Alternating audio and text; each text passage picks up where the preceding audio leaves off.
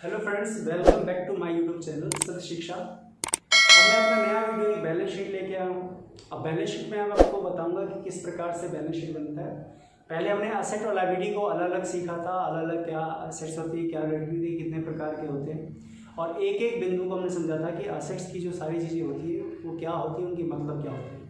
अब मैं balance sheet आपको एक पेपर पे जिसमें लायबिलिटी और असेट दोनों होते हैं उनको समझाऊंगा। इससे क्या होगा, आपको समझने में मदद मिलेगा, और साथ में ये प्रूव करके दिखाऊंगा कि इस धरती पे कोई अमीर नहीं और कोई गरीब नहीं। अंबानी भी एक रिक्शे वाले के बराबर है, और बड़े बड़े लोग या जितने भी गरीब लोग हैं इनमें कोई भी बड़ा और छोटा नहीं होता। दोनों की, चाहे वो मैं अंबानी की बैलेंस शीट बताऊँ तभी वही बनेगी, और जब मैं रिक्शे वाले की बैलेंस शीट बनाऊँ तभी वही बनेगी। यानी दोनों लोग एक जगह आपको बिल्कुल इक्वल नजर आएंगे। तो ये जानने के लिए मेरा पूरा वीडियो देखें। चलो चलते हैं कि बैलेंस शीट क्या होता है, हम एक पेपर पे समझते हैं। ठीक है, आइए फिर देखिए। बैलेंस शीट में ये साइड होता है लायबिलिटी होता है और ये साइड असेट्स होता है। तो असेट्स आपने समझा कि जो हमारे पास बिजनेस का, व्यापार का जो धन है, जो संपत्ति है, वो माध्यम जिससे व्यापार पैसा कमाता है, वो सारे माध्यम असेट्स होते हैं। और जिस माध्यम के द्वारा बिजनेस का पैसा जाता है या दूसरे को देना होता है, पेड करना होता है, वो सारी हमारी लायबिलिटी होती है। और असेट्स क्या होती है, जैसे मैं अपने पिछले क्लास में कहा, कैश इन हैंड, अगर हाथ में पैसा है तब भी कैश है, बैंक में पैसा तब भी हमारा असेट है। डेप्टर्स होते हैं हमारे देनदार। मैं बताया था पिछली क्लास में आपको। देनदार कौन होते हैं? ऐसे लोग जिनसे हमें पैसा लेना है, यानी हमने जिन लोगों को माल बेचा है, जिन लोगों को हमने माल बेचा है वो हमारे सब क्या है, देनदार। कैसे देनदार है? क्योंकि जिनको हमने पैसा बेचा है वो हमें पैसा देंगे, वो हमारे देनदार। और देनदार क्यों बने, क्यों हमें पैसा देंगे? क्योंकि हमने उन्हें माल बेचा है। यानी माल जिनको उधार बेचे और वो लोग जो है पैसा देने योग्य बन गए, जिनको हमने, जब हम उधार बेचेंगे तभी ना वो लोग पैसा देंगे, तो वो हमारे सारे क्या होंगे, देनदार। उसके बाद इधर आ जाओ, ये होगा क्रेडिटर्स, लेनदार। तो लेनदार कौन होता है? ऐसे लोग जिनसे हमने माल खरीदा, जिससे हमने परचेजिंग की है, तो उन लोगों को हमें समय आने पर, जब उनका टाइम बंधा होगा, 1 महीने बाद, 2 महीने, जब उनका पेमेंट सिस्टम होगा, उस दिन हमें उनका पैसा पेड करना होगा। तो हमारे लेनदार, यानी हमें पैसा देने वाले देनदार, हमसे पैसा लेने वाले लेनदार। बात समझ में आ गई?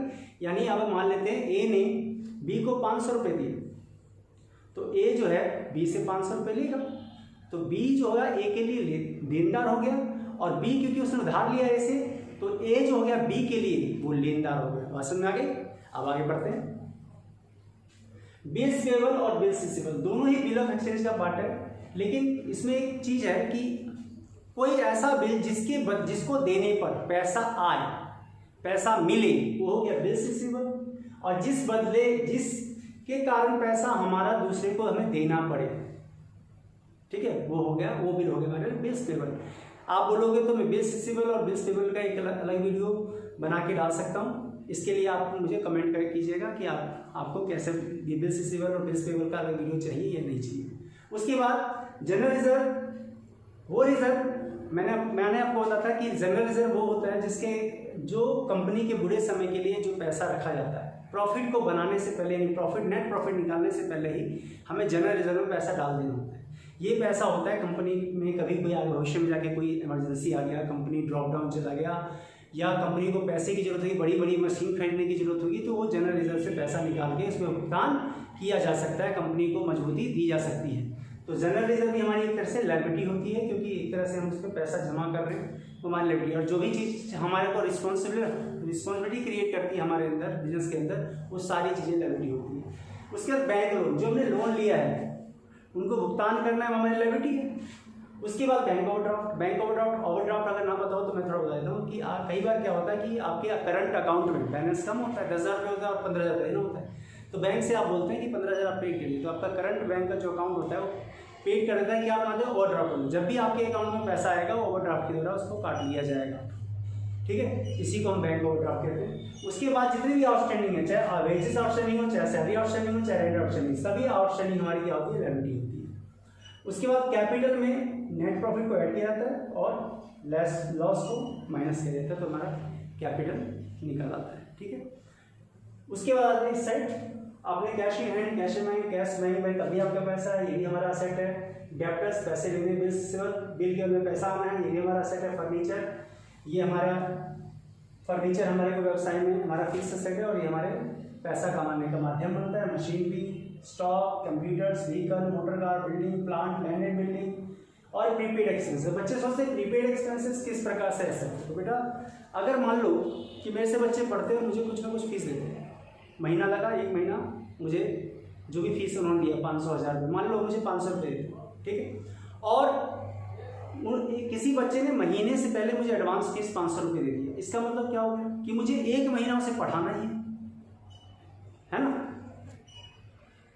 जो खर्चा पहले, सॉरी माफ कीजिएगा, अगर किसी का 500 मेरा 500 रुपये उसका खर्चा होता ही है किसी चीज़ पर, वो एडवांस पैसा देता है, तो उसके लिए वो पैसा एक तरह से असेट बन जाता है, क्योंकि अगली बार उसे सोचना नहीं है उसका असेट पड़ा हुआ है, संपत्ति पड़ी हुई है, उसने पैसा दे दिया है। तो प्रीपेड एक्सपेंसेस भी हमारे असेट्स होती है। और एक चीज बता देता हूँ कि असेट्स और लायबिलिटी इन दोनों का ही बैलेंस इक्वल आता है हमेशा। अगर मान लीजिए 100 रुपीज़ ये आया तो 100 रुपीज़ ये साइड भी आएगा। लायबिलिटी और असेट्स दोनों इक्वल होता है। वही जो मैंने वीडियो की शुरुआत में बोला था कि आप अडानी हो, अंबानी हो, चाहे एक आम व्यक्ति हो, हर किसी का बैलेंस शीट बराबर बनेगा। अगर अडानी का बैलेंस शीट 1 लाख करोड़ का बन रहा है और लायबिलिटी साइड, तो असेट साइड भी उसका 1 लाख करोड़ का ही है। इसी प्रकार रिक्शे वाला का, यानी कि जितना हमारा संपत्ति उतना हमारा लायबिलिटी, यानी कि जितने हमारे पास पैसे हैं, संपत्ति हैं, उतना हमारा खर्चा भी है। बैलेंस शीट ये दिखाता है। तो बताओ कौन अमीर कौन गरीब? कोई नहीं, बराबर है। रिक्शा वाला भी 100 रुपये मान लीजिए 5-10 हज़ार रुपये ही महीना कमाता है, तो 10 हज़ार की बैलेंस शीट बनेगी उसकी। 10 हज़ार कमाई है, 10 हज़ार खर्चा भी है। इसी प्रकार अंबानी की भी 10 हज़ार कमाई है, 1 लाख करोड़ कमाई, 1 लाख खर्चा है, तो उसका कहाँ 1 रुपया लगेगा? तो बैलेंस शीट सबका रहता है। बैलेंस शीट बताता है हमें कि इस दुनिया में सभी बराबर है, कोई अमीर नहीं और कोई गरीब नहीं। तो आपको पता चल गया होगा कि हम बैलेंस शीट किस प्रकार बनाते हैं, असेट्स क्या है, लायबिलिटी क्या है। अब आपको बैलेंस शीट के बारे में मेरी समझ से कोई समस्या नहीं होगी। अगर बैलेंस शीट का आपने कर लिया तो आगे हम जनरल एंट्री के बारे में जानेंगे। जनरल एंट्री को जानने के लिए बैलेंस शीट बहुत ज़रूरी था, असेट और लायबिलिटी की जानकारी बहुत ज़्यादा जरूरी थी, इसलिए मैंने ये सब जानकारी दी है। अब अगला जो वीडियो होगा मेरा वो जनरल एंट्री पे होगा। अगर कुछ और भी वीडियो आप लोग देखना चाहते हैं तो नीचे आप कमेंट कर सकते हैं, मैं आपके कमेंट को पढ़ता हूँ बहुत गौर से, और मैं चाहता हूँ अच्छे कमेंट करें, अच्छी बातें मेरे से जाने, और मैं आपके लिए अच्छा वीडियो बना सकूँ। इसलिए आप जो भी किसी भी सब्जेक्ट का अगर आप वीडियोस चाहते हैं तो आप प्लीज़ मेरे कमेंट बॉक्स में कमेंट जरूर करें।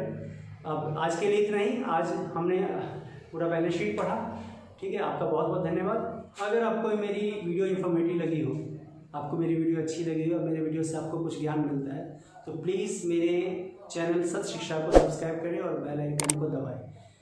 और अगर आपको कोई नया वीडियो चाहिए तो मेरे कमेंट बॉक्स में कमेंट कर सकते हैं, मैं कोशिश करूँगा उस पर जल्दी से जल्दी वीडियो बनाने की। और इसी वीडियो के साथ आपका बहुत बहुत धन्यवाद। जय हिंद।